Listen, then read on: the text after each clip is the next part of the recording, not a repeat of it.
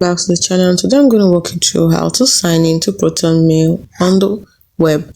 So you first go to proton.me/mail, proton.me/mail, and then to open here, then you can see get a free account.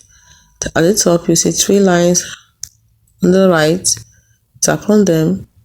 At the bottom you see sign in here, so tap on sign in, and then you put in your username, your password, and you can choose to keep signed in if you are using a trusted device.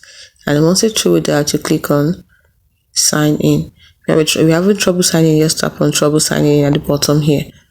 So once you put in the correct password to sign in, just like this, to go loading Proton Mail, and to open up your inbox.